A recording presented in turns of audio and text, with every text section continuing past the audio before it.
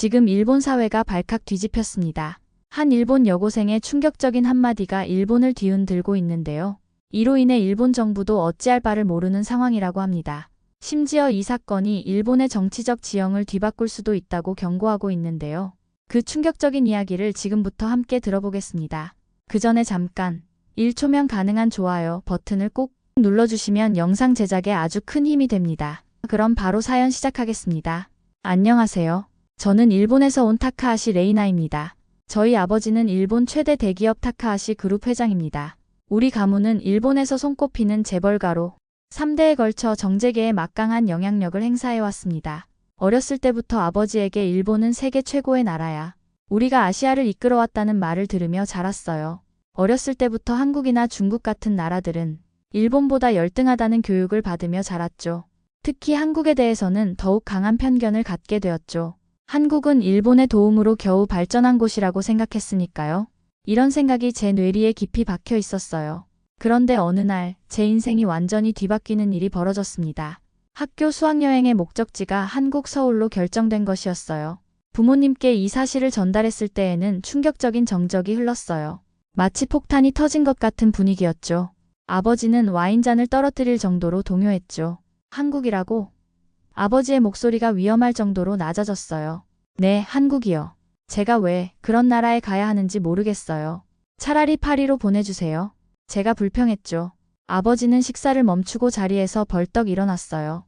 손이 떨리는 게 보였죠. 마치 두려움에 사로잡힌 사람 같았어요. 아버지는 학교 이사장에게 전화를 걸었지만 결과는 예상 밖이었어요.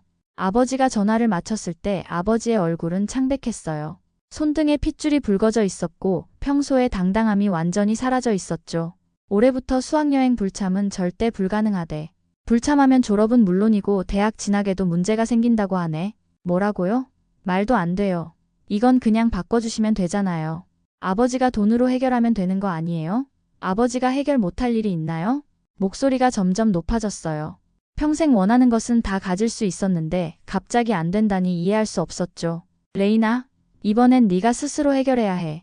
가고 싶지 않으면 학교와 직접 상의해봐. 나는 이 문제에 관여하지 않겠다. 아버지의 눈빛이 흔들렸어요.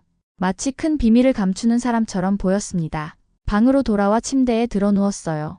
분노로 가슴이 터질 것 같았죠. 그날 밤 TV에서 우연히 일제강점기 관련 다큐멘터리를 보게 되었어요. 놀랍게도 화면에 타카하시 그룹의 옛 사진이 등장했죠.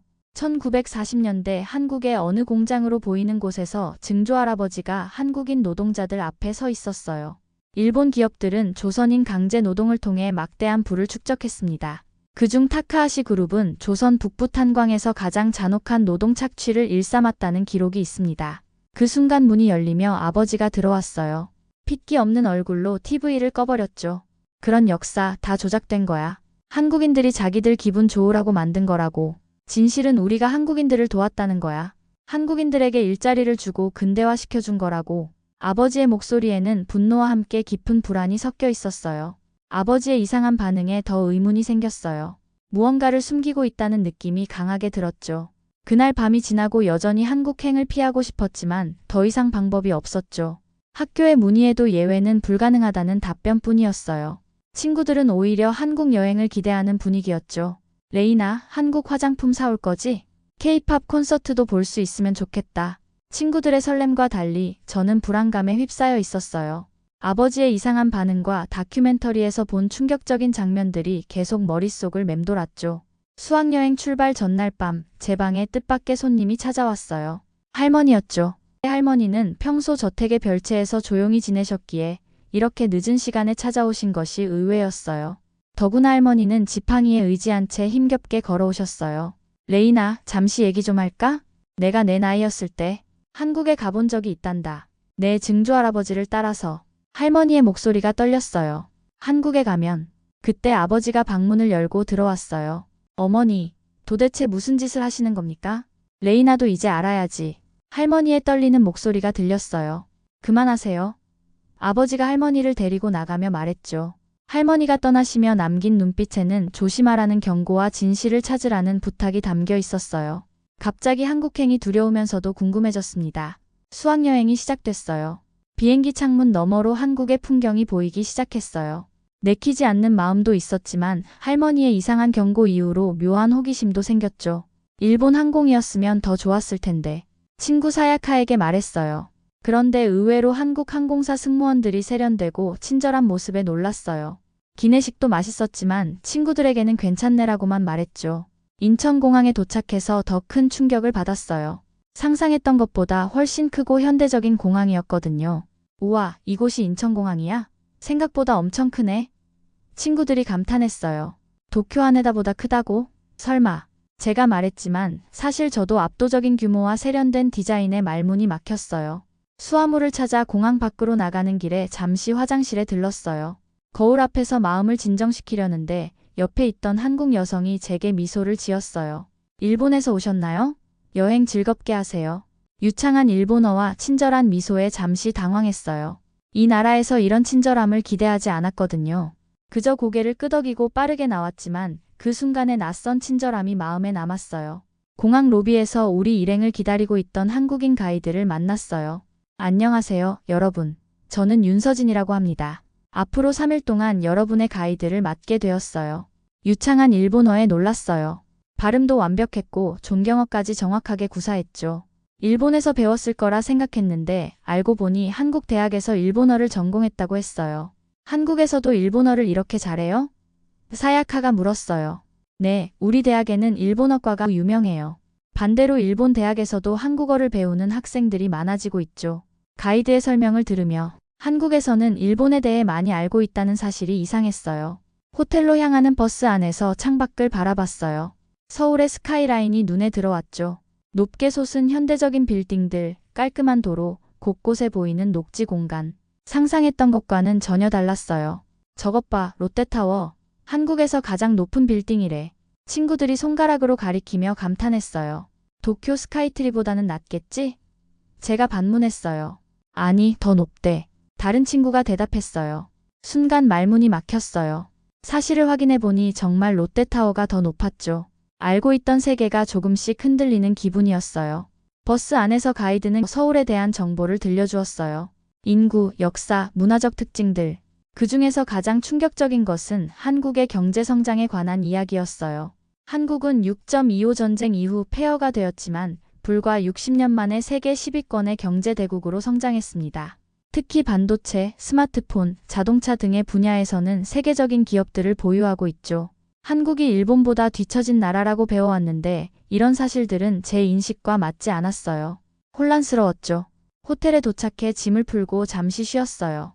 창밖으로 보이는 서울의 풍경을 바라보며 생각에 잠겼습니다. 이제 막 첫날을 시작했을 뿐인데 이미 많은 것이 달라 보였어요.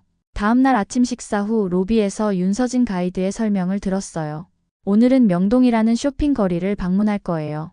서울에서 가장 번화한 곳 중 하나로 젊은이들이 많이 모이는 핫스팟이랍니다. 한국의 번화가가 어떨지 상상이 안 됐죠. 한국은 아직도 오래된 시장 같은 곳 아닐까? 동남아시아처럼 낡고 복잡한 곳일 것 같은데 머릿속으로 생각했어요. 일본의 도쿄나 오사카의 번화가와는 비교도 안 될 거라 생각했죠. 버스를 타고 이동하는 동안 창밖으로 서울의 거리를 구경했어요. 깨끗한 도로와 세련된 건물들, 어디서나 보이는 최첨단 기술의 흔적들이 놀라웠지만 여전히 겉으로는 무덤덤한 척했습니다. 드디어 명동에 도착했어요. 버스에서 내리자마자 제 눈앞에 펼쳐진 광경에 말문이 막혔어요. 고층 빌딩들이 하늘을 찌를 듯 솟아있고 거대한 디지털 광고판에서는 화려한 영상이 흘러나오고 있었죠. 도로 곳곳에 설치된 스마트 가로등과 디지털 안내판, 그리고 세련된 패션을 입은 사람들로 가득한 거리. 여기가 정말 한국이라고? 도쿄의 신주쿠나 시부야보다 더 첨단적인 느낌마저 들었어요. 사야카가 독특한 건축물을 가리키며 저 빌딩 디자인 정말 멋있지 않아? 라고 말했지만 저는 그냥 그래라고만 대답했죠. 인정하고 싶지 않았어요. 하지만 사실은 매우 인상적이었죠. 일본보다 더 세련된 거리를 보는 것이 불편했어요. 내가 알던 한국은 이런 모습이 아니었으니까요. 화장품 매장에 들어갔더니 놀랍게도 저희를 보자마자 점원들이 일본어로 인사했어요. 어서 오세요. 일본에서 오셨나요? 필요한 것 있으시면 말씀해 주세요. 유창한 일본어에 놀랐어요. 매장 내부는 정말 깔끔하고 많은 제품들로 가득 차 있었어요. 특히 피부 분석기로 맞춤 제품을 추천받는 시스템은 일본에서도 보기 힘든 것이었어요. 도쿄에도 이런 가게 있어? 하나가 작은 목소리로 물었어요. 솔직히 저도 본 적이 없었어요. 이런 기술은 일본에서도 아직 보편화되지 않았거든요. 거리를 걷다가 한국 학생들 무리를 보게 되었어요. 그들이 우리를 보더니 서로 눈빛을 보내며 웃는 것 같아 기분이 나빴죠. 아마 일본인이라서 우리를 비웃는 게 틀림없다고 생각했어요. 평소 한국에 대한 편견이 있었던 저로서는 이런 상황이 그 편견을 확인시켜주는 것 같았거든요. 뭐야, 우리가 일본인이라서 기분 나쁜 거야? 일본어로 크게 말해버렸어요. 놀랍게도 한 학생이 유창한 일본어로 대답했어요. 아, 일본 분이셨군요. 기분 나쁘게 했다면 미안해요. 저희는 그냥 수업 이야기 중이었어요. 불편한 거 없으세요? 혹시 도움이 필요하다면 말씀해주세요. 당황해서 말문이 막혔어요. 한국 학생들이 일본어도 잘하고 예의 바르고 배려까지 한다니요? 얼굴이 화끈거렸어요. 너무 창피했죠. 친구들도 민망해하는 표정이었어요. 뭐야, 왜 한국 애들이 이렇게 여유롭지? 내가 더 유치해 보이잖아. 처음으로 한국에 대한 우월감이 깨지는 순간이었어요. 점심시간이 되어 한국 전통 음식점에서 식사를 했어요. 비빔밥, 불고기, 찌개 등 다양한 한국 요리를 맛봤죠. 평소 같았으면 한국 음식을 비웃었을 텐데 오늘은 솔직히 맛있다고 생각했어요. 식사 후 우리는 명동의 쇼핑거리를 더 탐험했어요. 한류 문화를 테마로 한 매장들, K-팝 아이돌 굿즈를 파는 가게들, 그리고 최첨단 IT 기기를 전시하는 매장들. 모든 것이 새롭고 흥미로웠어요. 특히 한전자제품 매장에서 본 최신 기술들은 정말 놀라웠어요. 일본에서도 아직 출시되지 않은 스마트폰과 가전제품이 진열되어 있었죠. 이건 일본보다 먼저 나온 거네? 미유키가 감탄했어요. 저도 인정할 수밖에 없었죠. 한국의 기술력이 일본을 앞서가는 분야가 있다는 사실이 충격적이었어요. 호텔로 돌아가는 버스에서 사야카가 물었어요. 어때, 레이나? 오늘 재미있었어? 솔직히 충격이었어. 한국이 이렇게 발전했을 줄 몰랐어. 처음으로 솔직한 감정을 표현했어요. 더 이상 한국을 무시할 수 없다는 것을 느꼈으니까요. 다음 날은 경복궁을 방문하는 날이었어요. 솔직히 말하면 오늘 일정이 그다지 기대되지 않았어요. 오래된 건물 구경이 어떤 감흥을 줄까 싶었거든요. 그동안 파리의 베르사유 궁전, 런던의 버킹엄 궁전도 가봤는데 한국의 궁궐이 그만한 수준일 리 없다고 생각했어요. 하지만 경복궁에 도착하자 웅장한 정문이 눈에 들어왔어요. 생각보다 훨씬 크고 화려했죠. 와, 생각보다 크네? 사야카가 감탄하며 말했어요. 저도 솔직히 놀랐지만 티 내고 싶지 않았어요. 베르사유보다는 작지. 경복궁은 넓은 부지에 여러 건물이 조화롭게 배치되어 있었고 자연과 건축물이 이상적으로 어우러진 모습이었죠. 특히 산을 배경으로 한 풍경은 정말 아름다웠어요. 가이드의 설명을 들으며 궁을 둘러봤어요. 붉은 기둥과 화려한 단청 문양, 그리고 정교한 지붕의 곡선이 인상적이었죠. 일본의 전통 건축과는 다른 느낌이었어요. 더 웅장하고 화려했어요. 우와, 이 건물 정말 멋있다. 일본 건축보다 더 화려한 것 같아. 옆에서 친구가 속삭였어요. 저도 동의했지만 말로 표현하진 않았어요. 경복궁은 임진왜란 때 소실되었다가 19세기에 재건되었어요. 하지만 일제강점기에 많은 부분이 훼손되거나 철거되었습니다. 일제강점기라는 단어가 나오자 갑자기 조용해졌어요. 일본 학생들은 서로 눈치를 보는 듯했고 저는 약간 불편한 마음이 들었죠. 이런 역사적 사실은 일본 학교에서 거의 배우지 않았으니까요. 뒤이어 나온 설명들은 더 충격적이었죠. 이곳은 명성황후가 거처하던 곳입니다. 명성황후라는 이름은 들어본 적이 있었어요. 하지만 자세한 내용은 알지 못했죠. 명성황후는 고종 황제의 비였으며 러시아와 가까워지면서 일본의 침략을 막으려 했던 인물입니다. 그런데 1895년 일본 낭인들이 궁에 침입해 명성황후를 잔인하게 시해했습니다. 순간 귀를 의심했어요. 일본이 한국 왕비를 암살했다고? 이런 역사적 사실은 일본 교과서에서 한 번도 배운 적이 없었어요. 주변의 친구들도 충격을 받은 듯 했죠. 그런 역사, 일본 교과서에는 없었는데 작은 목소리로 말했어요. 우리는 진실을 몰랐던 게 아닐까? 사야카가 대답했어요. 사야카의 말에 깊은 고민에 빠졌어요. 지금까지 배웠던 역사가 왜곡되었을 가능성이 있다는 생각이 머릿속을 스쳤죠. 1910년부터 1945년까지 35년간의 일제강점기 동안 한국은 언어, 문화, 이름까지 빼앗기는 고통을 겪었습니다. 당시 일본은 조선의 역사와 문화를 지우기 위해 많은 문화재를 파괴하거나 일본으로 가져갔습니다. 오늘 여러분에게 힘든 역사를 들려드렸습니다. 하지만 이것은 비난하기 위함이 아니라 진실을 알고 미래에는 같은 실수를 반복하지 않기 위해서입니다. 한국과 일본은 가까운 이웃이자 중요한 파트너입니다. 과거의 아픔을 딛고 함께 나아가는 것이 중요하다고 생각합니다. 가이드님의 말에 깊은 감동을 받았어요. 원망이나 비난 없이 그저 진실을 알리기 위한 담담한 설명이었거든요. 오늘 배운 역사는 제가 알고 있던 것과 너무 달랐어요. 그동안 일본 학교에서 배운 역사가 불완전했다는 사실에 충격을 받았죠. 호텔로 돌아와 타카하시 그룹 한국 역사를 검색했어요. 타카하시 그룹 일제강점기 조선 북부 탄광 운영, 강제 노동. 화면에 나타난 단어들이 제 심장을 무겁게 눌렀어요.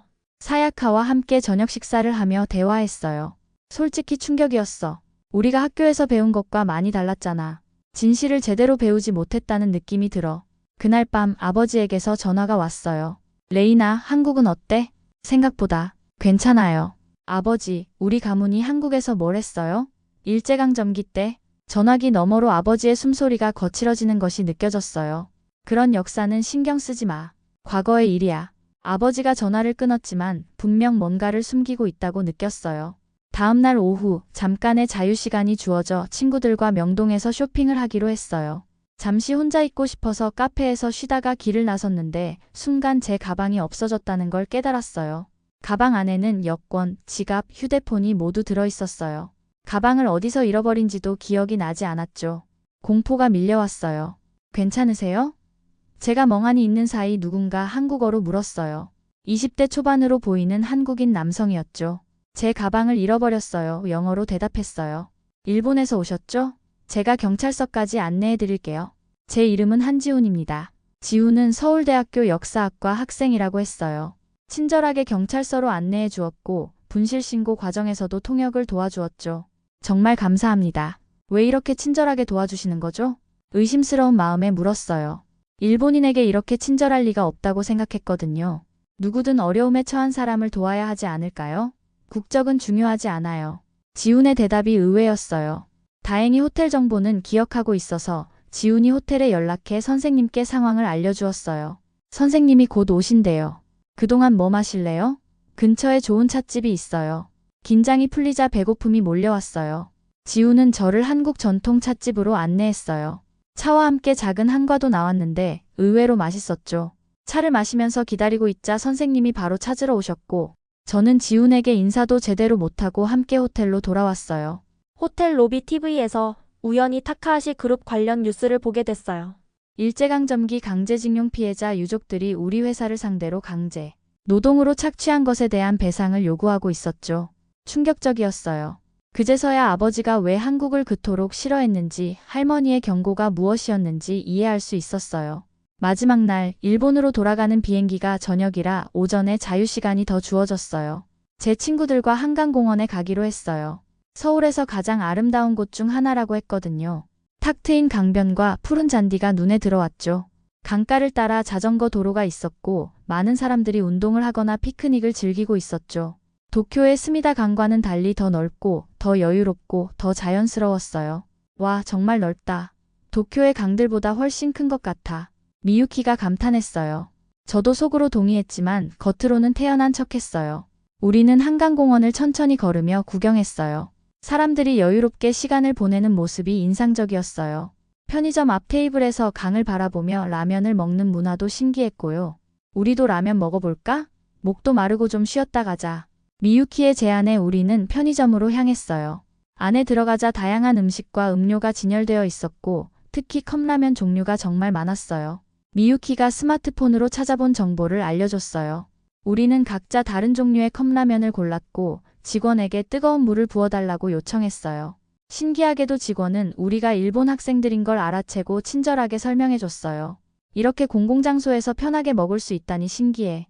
일본에서는 길거리 음식이 이렇게 일반적이지 않잖아. 사야카의 말에 모두가 고개를 끄덕였어요. 일본에서는 길거리에서 음식을 먹는 것을 예의 없다고 여기는 경향이 있거든요. 하지만 여기서는 모두가 자연스럽게 즐기고 있었어요. 한국은 좀 더 자유로운 것 같아. 뭔가 규칙에 덜 얽매인 느낌?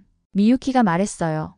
저도 그렇게 느꼈지만 이상하게도 그것이 무질서함으로 이어지지는 않았어요. 오히려 모두가 자율적으로 질서를 지키고 있었죠. 더 놀라운 건 사람들의 자발적인 질서 의식이었어요. 옆에 있던 젊은 커플이 자리를 떠날 때 테이블을 깨끗이 정리하고 쓰레기를 분리수거까지 완벽하게 하는 모습이 인상적이었죠.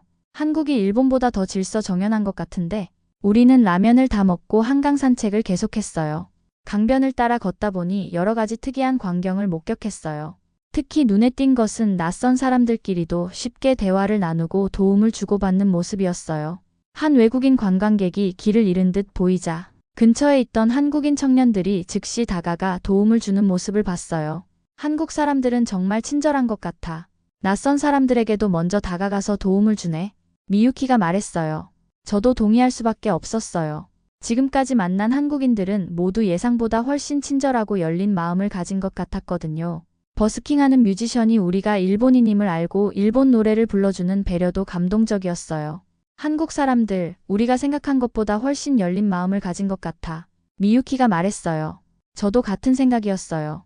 한국에 대한 편견이 하나둘씩 깨지고 있었죠. 시간이 다 되어 우리는 호텔로 돌아가기 위해 택시를 잡았어요. 택시기사님은 우리가 일본 학생들이라는 것을 알고는 일본에 관한 이야기를 해주셨어요. 저도 일본 오사카에 가본 적 있어요. 정말 좋은 곳이더라고요. 여러분도 한국에서 좋은 추억 많이 만들고 가세요. 택시기사님의 친절한 말씀에 마음이 따뜻해졌어요. 호텔에 도착해서 다른 친구들과 합류했죠. 모두 각자의 경험을 나누며 이야기꽃을 피웠어요. 레이나, 한강은 어땠어? 다른 그룹에 있었던 친구가 물었어요. 생각보다 정말 좋았어. 한국 사람들이 생각보다 훨씬 친절하고 질서 있더라. 솔직한 마음을 표현했어요. 더 이상 한국을 무시할 수 없다는 생각이 들었으니까요. 방으로 돌아와 짐을 정리하면서 오늘 본 한국의 모습을 되새겨봤어요. 한강에서 보낸 시간은 짧았지만 한국 사회의 따뜻함과 배려, 그리고 자발적인 질서 의식을 경험할 수 있었죠. 한국에는 제가 몰랐던 많은 장점이 있었고 그동안 가졌던 편견이 얼마나 잘못된 것인지 깨닫게 되었습니다. 호텔로 돌아와 점심을 먹은 후 선생님께서 짐을 정리하라고 하셨어요. 짐을 다 싸고 로비에 모였을 때 선생님께서 특별한 제안을 하셨어요. 마지막으로 작은 선물을 준비했어요.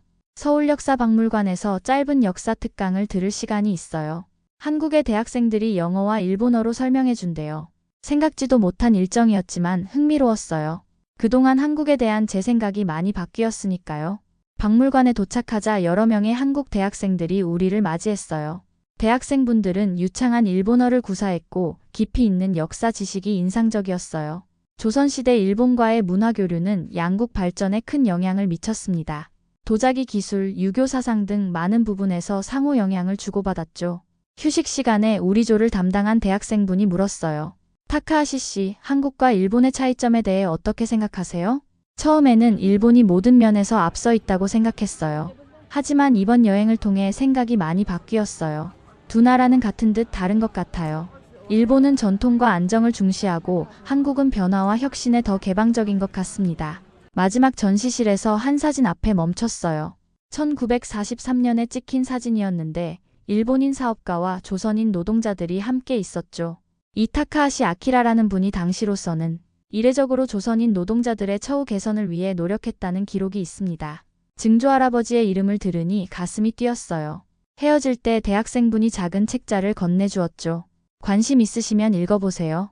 한일 관계의 미래에 관한 에세이입니다. 첫 페이지에는 이런 문장이 있었어요. 역사를 인정하고 마주하는 것, 그것이 첫걸음입니다. 그 문장이 가슴에 와닿았어요. 일본으로 돌아가면 아버지에게 직접 물어봐야겠다고 결심했어요. 이제는 진실을 직면할 때가 온 것 같았으니까요. 공항에 도착해 출국 절차를 밟으며 한국에서의 마지막 순간들을 되새겨봤어요. 불과 며칠 전만 해도 이 나라를 무시했었는데 이제는 존중하게 됐죠. 한국의 문화, 역사, 그리고 사람들. 모든 것이 제가 알던 것과는 달랐어요. 비행기를 기다리며 쇼핑구역을 둘러봤어요. 한국 화장품, 티셔츠, 간식 등을 보며 웃음이 났어요. 일본으로 돌아가는 길에 가져갈 선물을 고르고 있는 제 모습이 며칠 전에 저라면 상상도 못했을 테니까요. 나리타 공항에 도착했을 때 아버지가 마중 나와 있었어요. 평소와 달리 긴장된 표정이었죠. 차 안에서 아버지가 물었어요. 한국은 어땠니? 생각보다 훨씬 좋았어요. 현대적이고 세련되고 사람들도 친절했어요. 아버지의 표정이 미묘하게 변했어요. 제 대답이 예상과 달랐던 것 같았죠. 그래, 요즘은 많이 발전했다더라. 타이밍이 왔다고 생각했어요. 아버지, 한국에서 우리 집안에 관한 뉴스를 봤어요. 강제징용 피해자 유족들이 타카하시 그룹을 상대로 소송을 했다는 아버지의 손이핸들을 꽉 움켜쥐었어요. 인터넷이나 뉴스에서 보는 모든 걸 믿지 마라. 그건 단지 그들의 주장일 뿐이야. 그럼 사실은 뭐예요? 용기를 내어 물었어요. 아버지는 한동안 아무 말도 하지 않았어요. 마침내 집에 도착했을 때 아버지는 짧게 대답했죠. 지금은 피곤할 테니 내일 얘기하자. 다음 날 아침 아버지에게 직접 물었어요. 우리 집안이 한국에서 무엇을 했는지 알고 싶어요. 아침 인사도 건너뛰고 바로 본론으로 들어갔어요. 더 이상 기다릴 수 없었으니까요. 아버지는 한숨을 깊게 내쉬었어요. 그의 어깨가 무겁게 처져 있었죠. 아버지는 사진첩을 펼쳤어요. 이 사람이 내 증조할아버지야. 그리고 옆에 있는 여성은, 놀랍게도 그 여성은 한국인이었어요. 그녀의 이름은 김소연이었어. 조선인 간호사였지. 내 증조할아버지는 그녀를 사랑했어. 충격적인 사실에 말문이 막혔어요. 전쟁이 끝나고 일본이 패망하자 많은 일본인들이 조선에서 쫓겨났어. 내 증조할아버지는 소연을 데리고 일본으로 돌아왔지만 당시 집안에서 조선인 여성과의 결혼은 용납되지 않았어. 결국 가문의 압력으로 그들은 헤어질 수밖에 없었어. 아버지의 목소리가 떨렸어요. 이런 이야기를 들려줄 거라고는 전혀 예상하지 못했어요. 증조할아버지는 평생 그 결정을 후회했어. 그리고 그 죄책감은 우리 가문의 대대로 이어졌지. 할아버지도 나도. 하지만 그럼 왜 한국인들한테 나쁜 짓을 저지른 거예요? 아버지의 눈에 눈물이 맺혔죠. 우리 가문이 했던 부끄러운 짓들은 용서받지 못할 짓이란 걸 안다. 탄광뿐만이 아니지. 과거의 잘못을 인정하지 못한 교만함, 그것이 더 큰 죄겠지. 아버지의 솔직한 고백에 모든 게 이해되기 시작했죠. 왜 아버지가 한국을 그토록 피했는지, 왜 할머니가 그런 경고를 했는지, 진실을 마주하고 사과할 용기가 없었던 거예요. 그럼 이제 어떻게 해야 하죠? 소송은요? 이번 주에 이사회를 소집했어. 피해자들에게 공식 사과하고 배상하기로 결정했단다. 이미 너무 오랫동안 미뤄왔어. 놀라움에 눈이 커졌어요. 아버지가 이런 결정을 내리리라고는 생각도 못했거든요. 사실 네가 한국에 가기 전부터 고민하고 있었어. 이제는 과거와 제대로 마주할 때가 됐다고 생각했지. 네가 한국에서 뭔가를 느끼고 올까봐 걱정되기도 했고. 아버지, 레이나, 아버지가 제 손을 잡았어요. 과거는 바꿀 수 없어. 하지만 미래는 우리 손에 달려있어. 타카하시 가문이 한국과 새로운 관계를 맺어나가는데 내가 중요한 역할을 했으면 좋겠구나. 아버지의 진심 어린 말에 고개를 끄덕였어요. 창밖으로 도쿄의 풍경을 바라보며 문득 서울의 모습이 그리워졌어요. 그리고 가이드님께 받은 한강 엽서가 생각났죠. 언젠가 난 한국에 다시 가게 될지도 몰라. 작은 소리로 중얼거렸어요. 이번에는 편견 없이 새로운 마음으로 한국을 만나고 싶었어요. 그리고 우리 가문의 과거를 직시하고 더 나은 미래를 만들어 나가고 싶었습니다. 오늘 사연은 여기까지입니다. 끝까지 시청해주셔서 감사합니다. 사연이 재밌으셨다면 주변 분들과 함께 공유해주세요.